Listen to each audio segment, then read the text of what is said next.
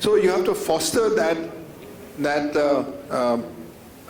foster that ambience, foster that culture in the institution. Teaching should be such that people can think out of the box. Undergraduates may be given projects, say undergraduate research opportunities or innovation opportunities, so that they start thinking in terms of new ideas, developing new ideas right from their early stage. And of course, research. Now, every researcher which is in most IIT, since I'm from the IIT system and I have my colleagues there from IIT system, they will tell you that most researchers who would come up with new ideas, they are quite content in publishing it and say, "Theek hai, somebody else will look after."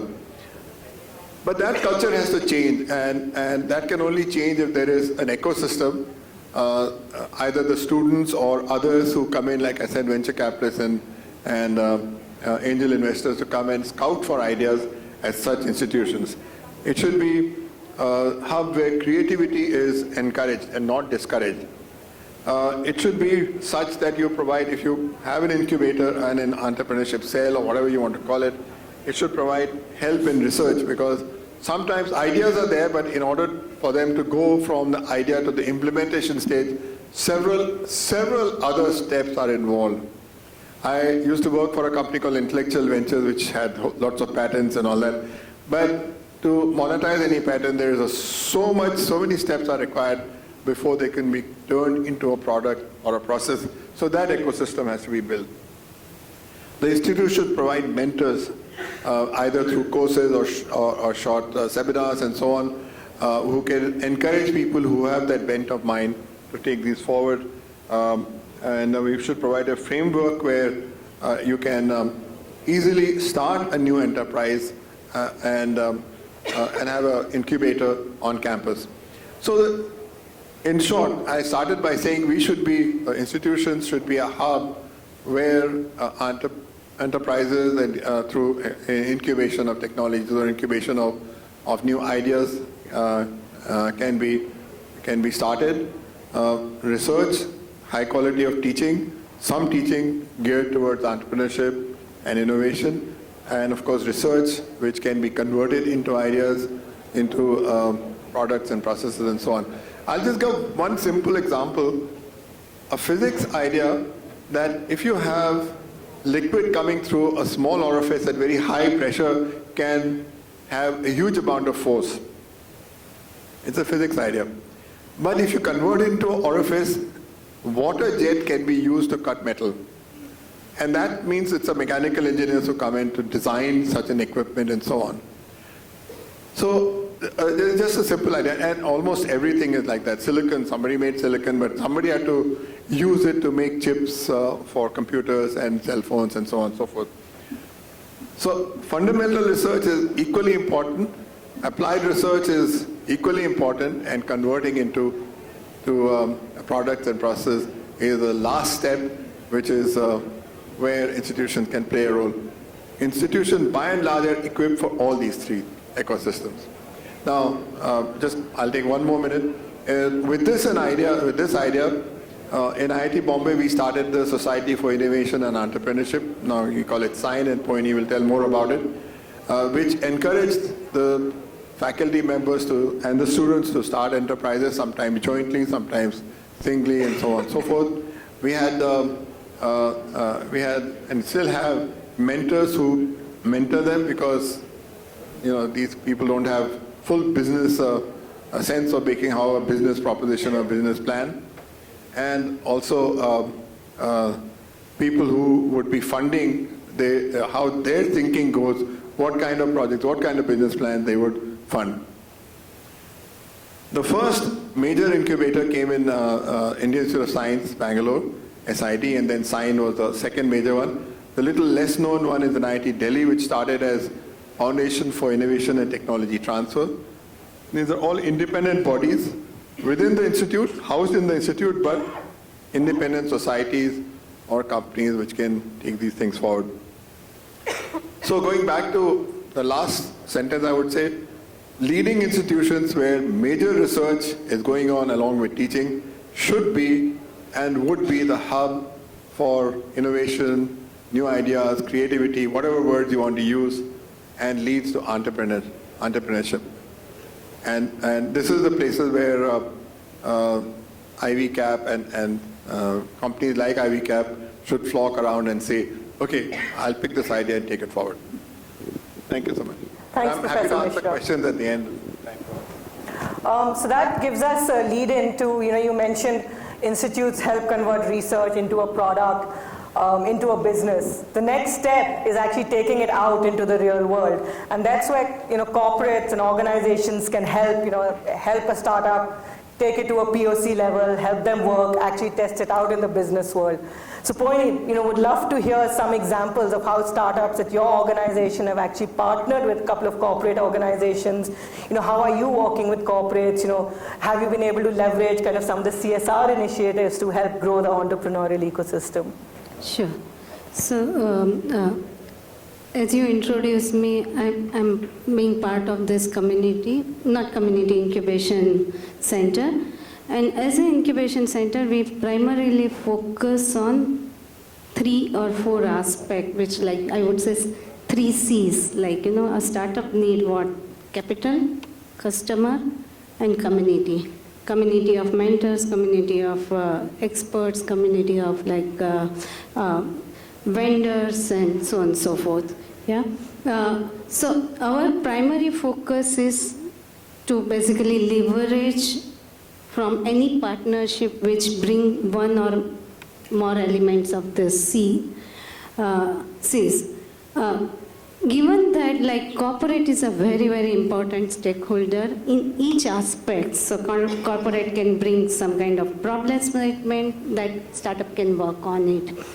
If they already have a solution, they can actually validate this by becoming the first customer, paid or unpaid, that's different thing, but they can give actually validation and feedback whether it is useful or not. So that's one aspect. Most corporate also have their open innovation program. Now leading corporates have open innovation program, and incubator centers become a very, very important partners in that process. Also invest, they have capital and all those things. They invest by way of CSR or by way of their own program or their own fund, whatever it is. Yeah, and then they also industry professional. They become a very good mentors. Yeah, for the budding startups. So our engagement with this corporate is actually on all three aspects. So to give you some examples, we have partnered with Intel India or SAP on running accelerator programs. And each of them have a very different model. So you mentioned about CSR, right? SAP has a impact element on CSR, and they wanted to do impact accelerator program. Intel is looking more as a synergistic approach where their in-house technical expertise and resources can be used. And then Intel bring tremendous value as a product company, so hardware startup or product startup, they bring tremendous value out there. So we have a program with Intel, which is actually going 1 year long, not really a standard 6 weeks to 3 months kind of program, year 1 long program, where every element of product development, design thinking, or first customer or investment, everything is taken care of, including international connections. So this is one thing that we are doing at a joint program level. We also have an engagement with Sanofi India. So I'm asking you for the example, so I'm giving you example. So we have engagement with Sanofi India, which is a pharma company, and healthcare is now becoming a very strong vertical within our incubator. And under that program, there's no capital, no joint program, it's just mentoring. So twice a year we pick up 8 to 10 entrepreneurs or startup in each cohort, and then 8 or 10 mentors are assigned from Sanofi to each the startup for 6 months. Yeah. Apart from that, they also try to put them to their extended network and extended program. So that is second thing that is happening at a mentoring level. Yeah. And then CSR, like we try to leverage in seed money and like directly they investing in the company or we becoming a channel or whatever it is. So we go and pitch to the corporate and then we leverage those CSR initiatives of each corporate. So that's what we pretty much do. Awesome. Thanks so much. And we've seen more and more of corporate organizations engaging with institutes and incubators, trying to find kind of innovation as a separate arm. Professor Mani, I'd like to kind of move to you next. Oftentimes we talk about differences in how innovation and entrepreneurship is happening in Indian universities versus US universities. So it's great to have you here to actually give your perspective on, do you see differences? Do you see, synergies? What works? What doesn't work? What can we learn from each other's kind of ecosystems, between Indian universities and kind of US universities from an ecosystem and growth perspective? Sure, happy to address that, and thanks for organizing this panel, Anju. Let me first make some general comments which are more common across the globe, if you will. One of them, I think Professor Mishra talked about this ecosystem aspect. So ecosystem is obviously very important. You need very many different components, and one way to assemble these set of components is to focus on diversity as well, diversity of people, thought, technique, etc. I think that needs to be underscored. And then if you want to look at what makes an enterprise, there are three components, right? Capital, IP, and by IP I mean both sort of the technology element and the product management element, business methods, and so on. And the third, obviously, is labor. And from an investor's perspective, it might be good to go where there's a lot of IP, a lot of interesting labor. In some industries or some enterprises, you need low-cost labor or different kinds of labor and so on. And that sort of segues now to Pittsburgh, which, Pittsburgh and Toronto, if you will, are sort of the new and emerging tech centers in North America. If you look at it globally, as I talk to folks in Europe or somewhere else, people say, oh, Silicon Valley we know is interesting, but the next two centers they are envious of, the Europeans particularly, or even I think the Japanese, would be Israel and Bangalore, I guess. So how can we create something like that in Pittsburgh or Toronto is one of the things that local leaders are talking about. So Pittsburgh is a smaller city. It has Carnegie Mellon University. So my affiliation is more of a dotted line there. I'm on the adjunct faculty. I've done some academic research type of things which are funded by there. Typically, it's the national agencies, right? NSF, if it's more scientific, if it's more applied, it's sort of IARPA, DARPA, et cetera. A lot of even the precursor of the internet, the research was funded by DARPA, if you will. IARPA is sort of the new funding agency. A lot of interesting AI techniques have come out of there. Some things that have come out recently are obviously one of the near unicorns from Pittsburgh is Duolingo, which does language training, started out with Spanish. Now he was a full-time professor at CMU, now is on sabbatical or extended leave. He invented CAPTCHA and reCAPTCHA and then applied it to language learning as well. So that's one example. There's a lot of self-driving research there coming out of the university, which Uber and others have co-opted in some sense. And the most recent element, which also gets to how are we, changing. I talked to, coincidentally, two deans yesterday who are not on this panel. Dean Deepak Jain, who happened to be in town, and I think he's the Vice Chancellor designate for Geo Institute. And then Ranjan Banerjee, who's an acquaintance and I think hostel mate of mine from eons ago. I hadn't met him. He is the Dean of SP Jain here locally. So they were asking about some similar ecosystem things and so on, and also the nature of science is changing some of these AI innovation type things. Unless it was a new element or somebody is trying to refute Hawking's theory or Einstein's theory, you wouldn't get featured in Science. But the cover story in Science 2 weeks ago was one of my collaborators in some sense, loosely. He's asked me to sort of look at the game theory poker board. Poker is more complicated than chess. Search space is larger. So Professor Sandholm and Soparva Nath, who's at IIT Kanpur, he's also from that group, game theory.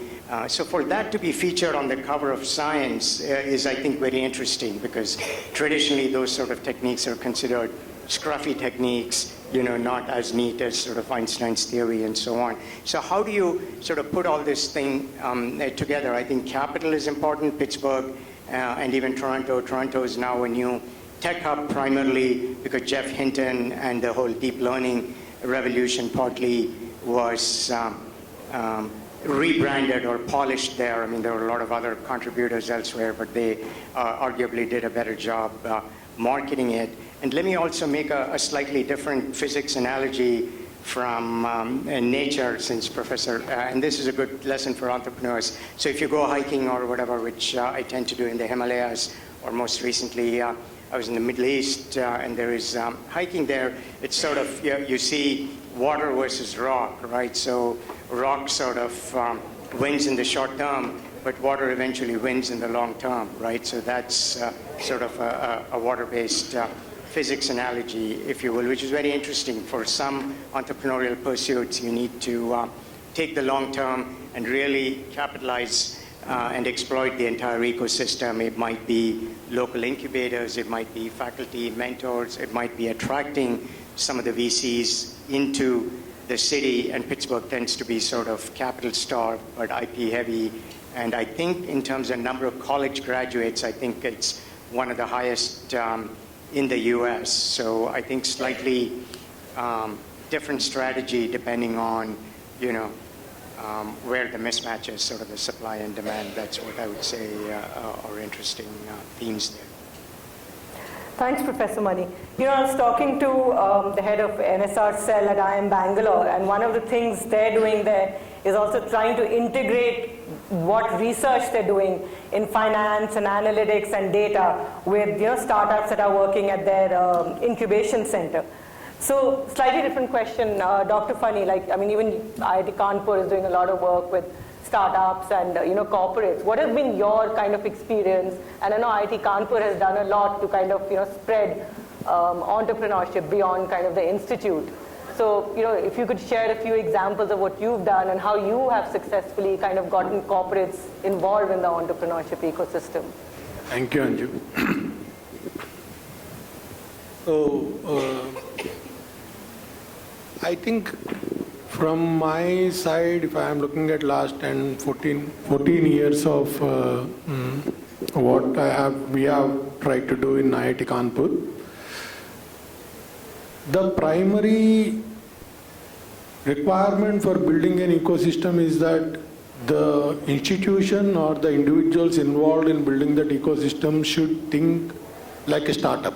You cannot build an ecosystem without thinking like a startup. Unless you think like a startup, you will not be able to support the startups who are coming or the entrepreneurs who are coming there. In that sense, what we essentially looked at is that one thing with us is that we said an entrepreneur can be from anywhere. He need not be from an IIT, IIM, it could be from any college, anywhere, anybody who can come in and say, okay, I have this idea and I want to do something about it. And you should be ready to take him in, you should be ready to give him the support, you should be ready to provide him the necessary inputs. So in a sense, why would they come to us? I mean, the first question I need to ask is why would they come to IIT Kanpur? Why would they come? What is it that they need?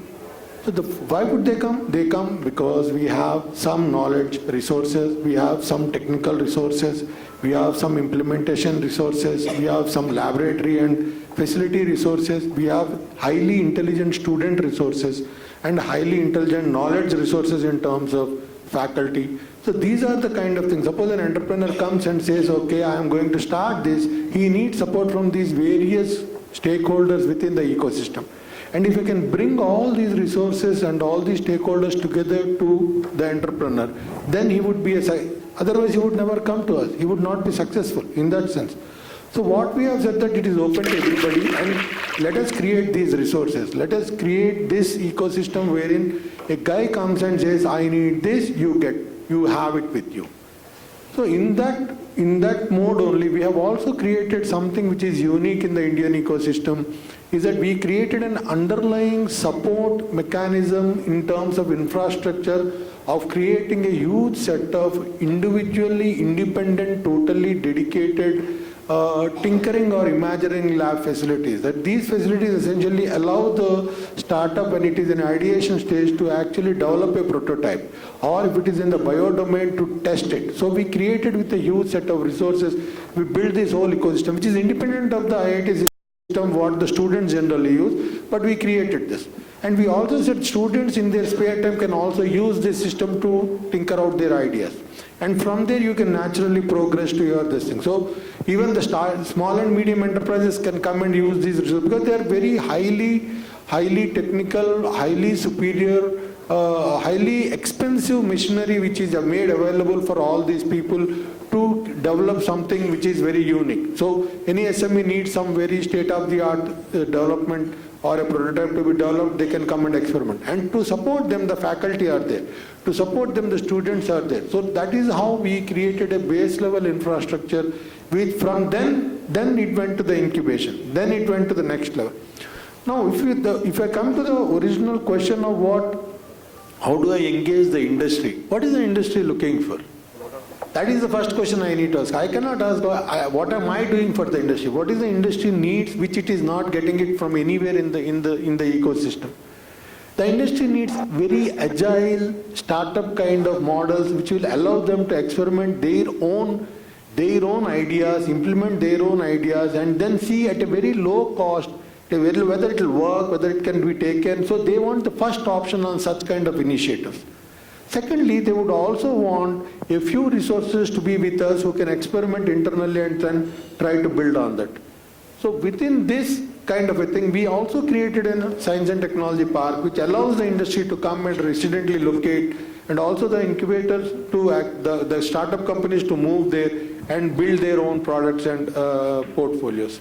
So this is what we essentially tried over the last 14 years. We actually mapped the resources and leveraged our strengths to provide what an entrepreneur needs, and not the other way around when somebody comes and we are looking at, okay, where we can put him. So we focused all our energies in trying to fix, this is what they need and this is what we can give to them, and upfront they know what they are going to get here. This is how we have been doing this. Thank you, Anju. Thanks, Dr. Fani.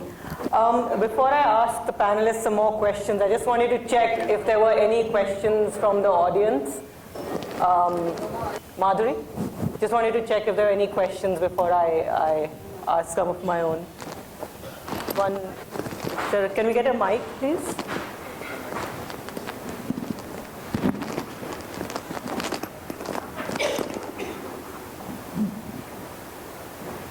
My name is Kapil Khandelwal, and I run a healthcare infra fund and also wrote the biotech ignition grant policy for this country. So while writing the policy, we researched out how many incubators, accelerators, not just in India, but outside of India existed, and the length of stay in these incubators. So personally, and it's all there on in the Google, you could probably research that. So to the panel that I want to ask is, are these accelerators that you are doing in your campuses, how fast are you churning out these ventures or these ideas to the next stage, or else they are just the crutches staying? Accelerator is very, very structured approach. Like it's a very focused, cohort-based, batch-based approach where you have an identical batch intake, and then based on that, and typically there even maturity level or stage or requirement is pretty much earlier defined, and accordingly you have an intake of this batch, and based on like batch you cater to the program. So typically accelerators are very, very short duration. I have seen there are accelerator, I don't know how do they accelerate, but there are six weeks program, which to my point, not necessarily acceleration, but more like a orientation or exposure kind of program. But I think average size, time duration for a good accelerator program is anything between 6 months to 1 year. Incubation, again, you mentioned about biotech kind of company or healthcare kind of company. They require pretty long time because the cycle, like from start to market is really long, and sometimes they don't even reach market. They just get acquired if they come to certain maturity level, or they complete certain clinical trial or phase 1 or 2 kind of thing. But those, for them, like even 2 years or 3 years may not be sufficient. So I can tell you, like what we do is that typically our support is for 3 years or less, but for healthcare, life science or biotech, it could go up to 4 to 5 years. So this is what we do. Questions that are showing up here. Personally, what motivates you all to stay connected to or contribute to the educational institutions and the innovation they're trying to support? That's a great question. Who wants to take that?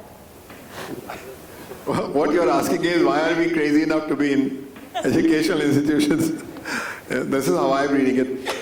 No, and I'm answering for the educationists, those who are in the education profession. Being in an education institution is a very satisfying sort of a job where you can contribute to producing manpower, you can contribute to producing research, and in the current this thing also contribute to the extent possible. Not everybody will do it to incubation, technology incubation. One thing which should be noted is that since the incubation and all that has had about a decade or a decade and a half old in India, in Indian institutions, it should be seen as a good synergy between the startups and the institution. It should not be looked as just an add-on activity.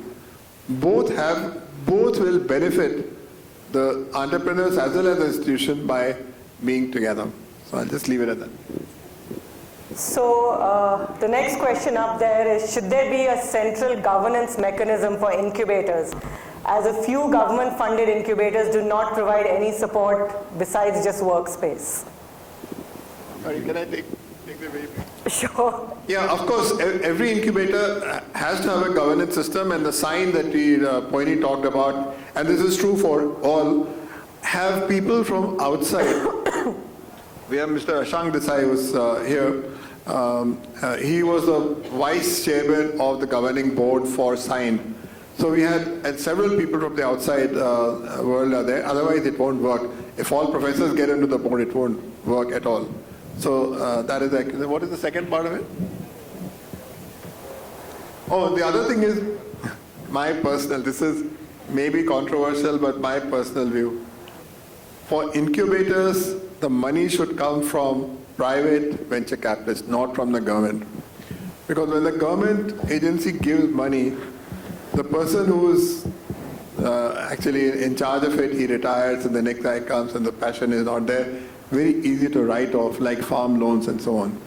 So I prefer this money should be put in the development of ideas, in research and so on by the government, absolutely. And it may be in taking them forward through accelerators and so on. But for enterprises, money should come from private agencies, which will govern them like a hawk, in my opinion. Would you like to add something? See, the thing is, okay, central governance mechanism doesn't work.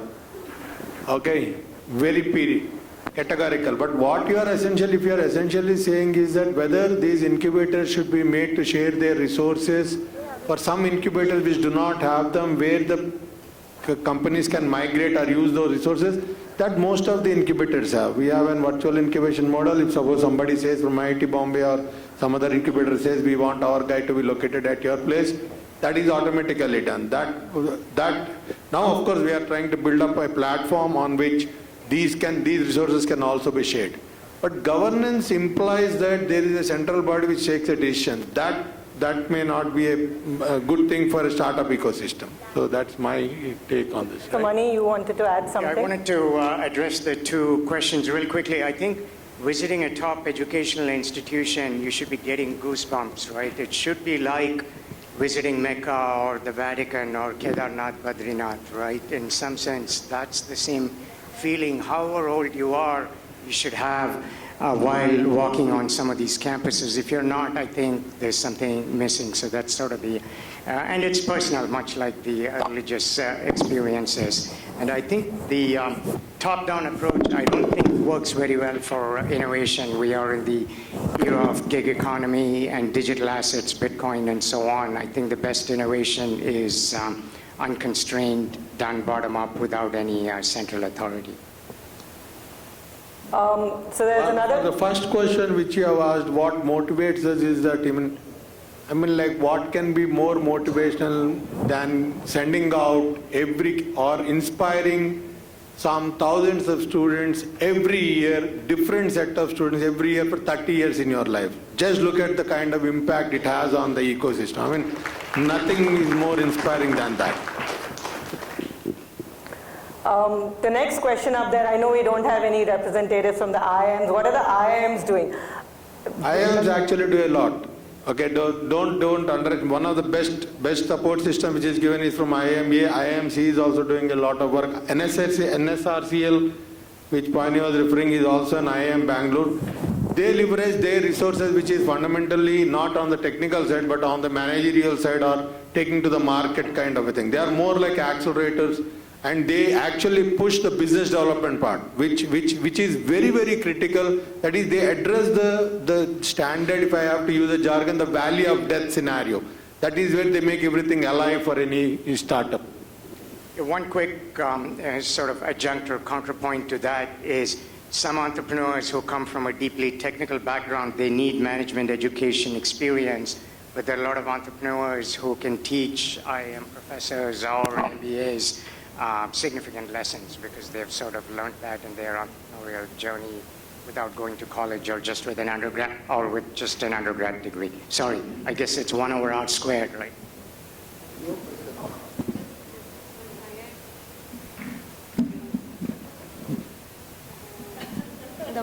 One aspect that IIM is doing really good is also on education side, like entrepreneurial education.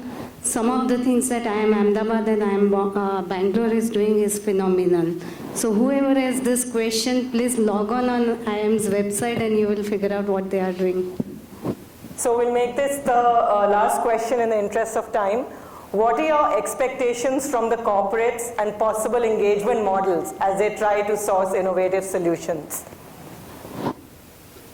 Very quickly, it's a very recent phenomenon. The corporates are also looking at incubators, and one of the recent examples is that Reliance has put in 300 crores for a startup which came from Jawaharlal Nehru Center for Advanced Research in Bangalore. So, but more will happen as we move along. See, corporates, particularly in the Indian domain, normally corporates till now are not on the innovation mode, okay? Maybe people don't like it. They are mostly in the base of running a business, creating a product, selling it, and not generally putting more money into the R&D part of their engagement for new and innovative products. But that is where the incubators or the models where they come in. Now, today they find that with the global they find that it is very difficult to actually survive in a market without actually innovating on their own. So now, if they have to build up that ecosystem wherein they have to build up an R&D system where they have to come up with product development, it is a long drawn out process.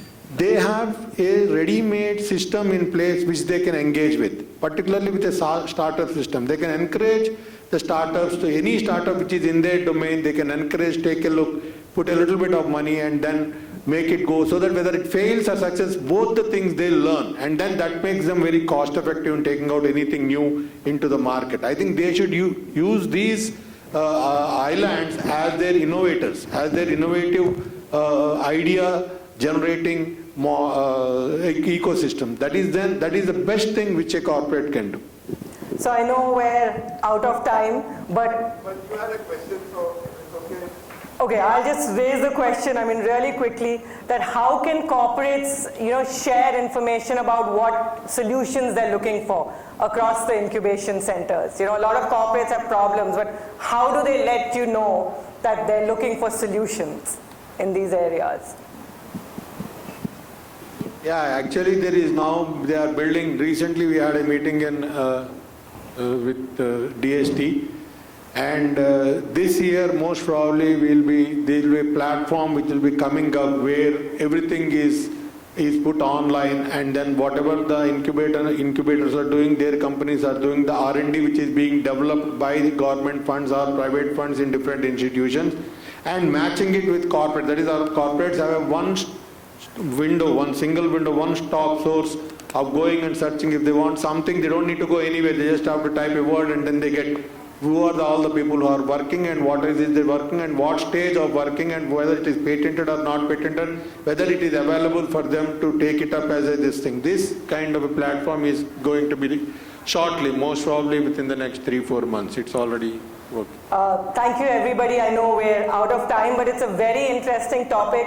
The panelists will still be around, so please make sure you interact with them. I'd like to thank all of you for taking the time, and hope this has raised some good questions among the audience. Thank you so much. I thank everyone on the dais, and as a gesture